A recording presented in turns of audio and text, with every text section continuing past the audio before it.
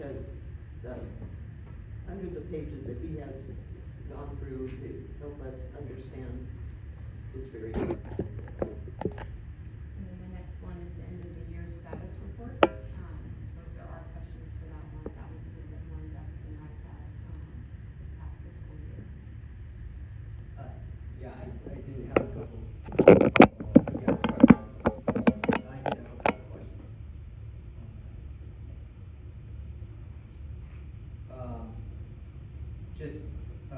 Actually, I'll probably just start with the comments first. So, one, thank you, Mike, for preparing this report. This is quite impressive, quite extensive.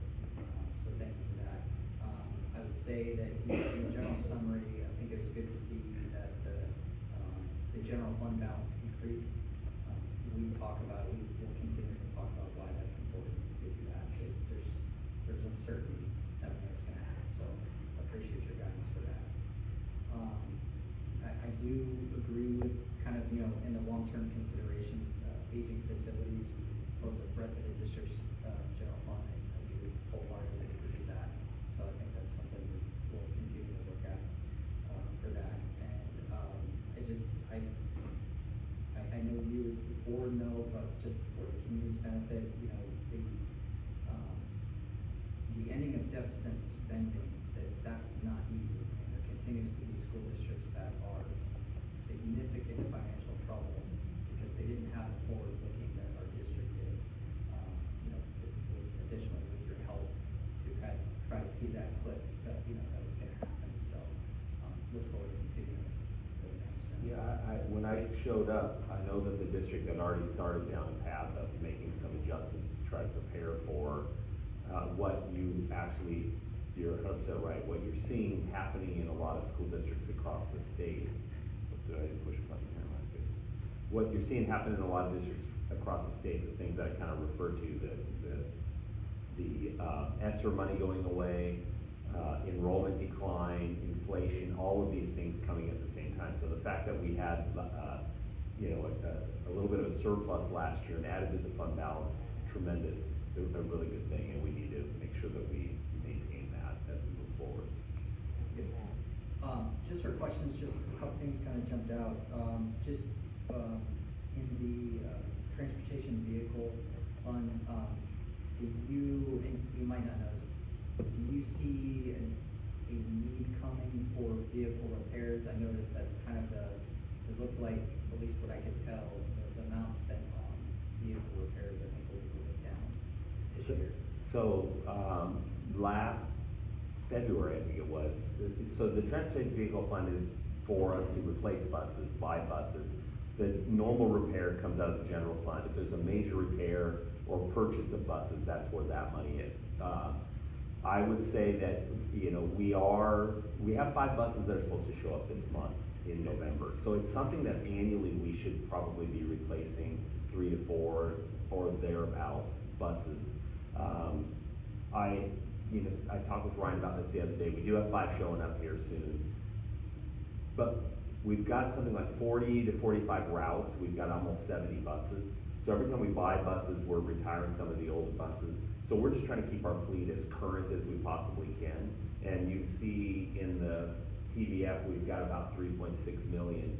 The way that's operated is you buy the bus, they send us depreciation money over either an 8-year period or a 13-year period, depending if it's a special needs bus or it's a regular ed bus, and then you have the money to replace that bus.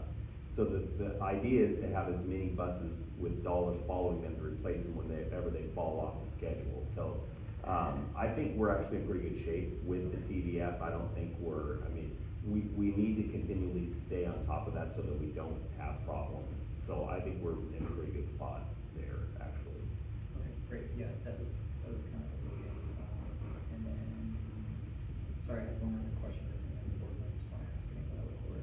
Well, Mike, I'm just kind of wondering, as we move forward, I noticed that one of the big concerns at the state level is that the state doesn't fund districts like ours that requires a lot of buses because we have a lot of waterways we have to drive around. Is there a way that if we needed that information about how much we spend different than a area like, say, downtown Seattle? Is that something that we can, get some numbers on? I mean, if we want to If we compare want to ourselves compare. to another district similar size, districts are much different geographically. They're also much different in terms of the policies they set up, who's gonna pick up, what families, what students are we gonna pick up? So it really probably would be something there, if there were specific questions, we could kind of research an issue and look into it. I think I feel pretty comfortable that we're in pretty good shape. Having that healthy of a reserve in the TVET, the problem really isn't that we don't have the money to buy buses. The problem is when you buy a bus, it takes so long to get the bus. So that's why you gotta get ahead of the whole process. I mean, I think it was last February that we have a bus from a couple years ago that was totaled, that we haven't even had that show up to replace it yet. So, that's probably our biggest issue. We've got a new director also, Ryan Solchenberger, who's honestly done an amazing job at really focusing on getting our students to school before the bell, getting them home, time to communicate with parents proactively. I think that the whole transportation department has had a major increase in terms of, we had a lot of buses canceled, routes canceled last spring, if you remember. I was talking with Ryan here yesterday. We're gonna have information out to parents, I think, in the next few weeks about snow routes, and actually have snow routes so parents know where to take their kids if we have certain issues with the weather. So the TDF is pretty good shape. The program, I think, is in great shape actually right now, but we can do any kind of research that you might be interested in us doing. That issue, I think, which you're referring to around transportation funding, that has come up in the past, with WASA as a legislative, priority, for anybody that doesn't know. Example, like Liberty Bay, it's calculated straight line distance for the buses to. Right. Correct. So there's a funding variation there, so I think it's just making sure that we continue to monitor, WASA legislative priorities, and, we do anything we can to push that. Right, yeah, and it was listed as one of the priorities. I think the differential, the important piece of data for that's gonna be the differential for what we get from the state for transportation calculation versus what we spend. Okay, so does the money they send us from the state, is that an average for everybody? It's calculated by, it's a formula of average ridership, and it's calculated as bird flies versus, okay. and our topography it doesn't lend itself to like a Seattle, you were saying, or Bremerton, a city. It's a lot easier and shorter route, so Wolfle is a much easier route to get around than if you get outside to the county areas of our district. It's much more difficult, to move around. The I state, think we'd be a good example. yeah, we are. We are. We're a larger District, geographic, yeah. we're a larger Yes. geographic district, Yeah. and the state doesn't fully fund And transportation. that's what the legislators need to see, is the numbers and why we're Absolutely. unique. So Mike and I are working on that, not just for, transportation, but for all of our budgets, for our priorities. I know the loss of cohort, Superintendent Report is working with, WDA, the largest, the teachers union in the state, along with, WASDA, so that we have a combined, list of legislative priorities and asks. When you drill down into the data, the rationale and what we all need, it's the same thing. And so for all working together and coming to the state, to the legislature with, hey, here's what, a collaborative, an agreement, these are our priorities, what can we do? Mike, can I ask you, I know that a lot of districts are wrestling with the COVID money bubble. Where are we at on that process? So the district I think the district kind of proactively spent the money up front in ESSER funds, and the whole idea was that they would kind of build a little bit of a reserve, spend the money in the early days, and then deficit spend for a couple years and get back to break even. So I think we maybe had $5,000 or something very minimal that we spent last year. 22-23 was the last year that there was a lot of money spent out of COVID. So we're on the other side of that, where you still see some districts saying, we now have to go through cuts because the COVID money's gone. The COVID money's in North Kitsap's been gone for a couple years. And so that is not an issue for us, at all at this point. So that's, honestly, that's a huge, positive for what North Kitsap did in terms of trying to get ahead of that. And Jason, when he was here, was a big part of that also. Excellent. I don't have, I just thank you for this, Mike. Sure. For this, it's a real great report to just see the end of year summary. I think it's really helpful, and I know the board, we see this a lot, and we're very familiar, but kind of the things that were pointed out and talked about, I think it's good to keep it together. Yeah, thank you. When we talk about deficit spending, and then that is not sustainable, and it's not, you know, it's not.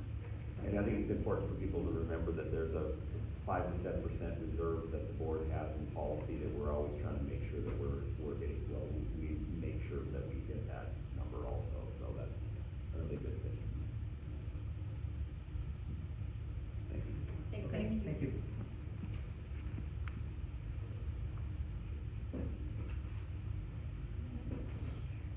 Next one would be our in-district, sorry, our last report is the, out-of-district, inter-district transfer report. Is there any questions on this report? I did not, no. Well, okay, so we have a lot of kids, 242, that are in our physical district that are going to Central, and 161 going to Bainbridge. And my understanding is they live here, but for some reason, whether it's parents' need or transportation, or, is any of that geographically connected to where Pearson is, right on the border? No, I would say that, I mean, some probably could, there are some neighborhoods that, probably are closer to like Emerald Heights that, are actually Pearson kids, where you can walk out of Emerald Heights and, out of your, neighborhood and be at Emerald Heights, which is a simple Kitsap school. Pearson is a little bit different. Pearson, is one of the options for our students that are on the naval base, Bangor. The attraction for, the other Central Kitsap school that Bangor serves is, there is a guard at the fence, and they walk through a hole in the fence, and they walk onto Clear Creek's campus. And so parents have the choice to, you can choose to go to Pearson or, our school district here, or you can choose to go to Clear Creek, which is really Right just there. separated by a fence, walk across and then you're there. And so, students that live there is a choice. Okay, is there any account for homeschoolers or people that are choosing to privately, go to private school? There or- is, and that's on, so, I believe that's on one of the slides where it talks about transfer outs. And it's very similar, it's the similar conditions to why, students would transfer in as well. And so we look at our students that are transferring out, and then knowing that for those same reasons that students are transferring out, we also have 119, students that are transferring into, North Kitsap. Rachel, are the PAL students included in the student census? Yes, And running starts are included in our overall, so. in 11th and 12th grade? As transfer out? Are they considered transfer out students? No. No, okay. No,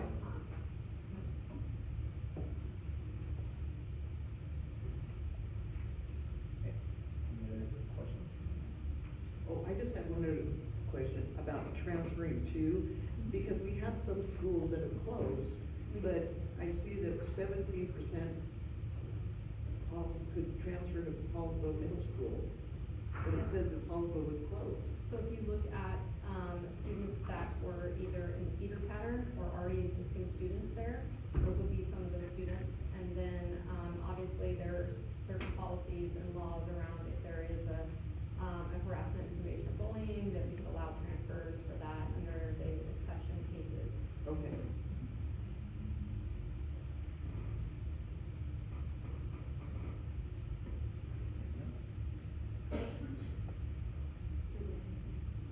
Well, I just noticed No, it's okay. that the highest transfer rate grade. questions, yeah, It's that's- 11th and 12th graders, and I was just guessing, is it because they can drive?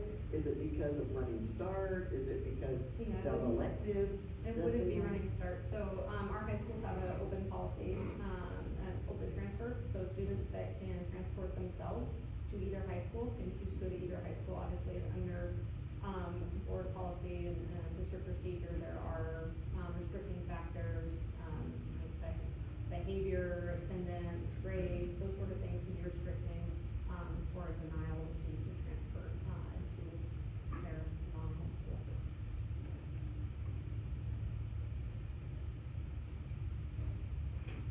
Okay. That's it. All right, with that, ends the management reports, and that ends the meeting. The time is 8:12 PM and the meeting is adjourned. Thank you. Thank you.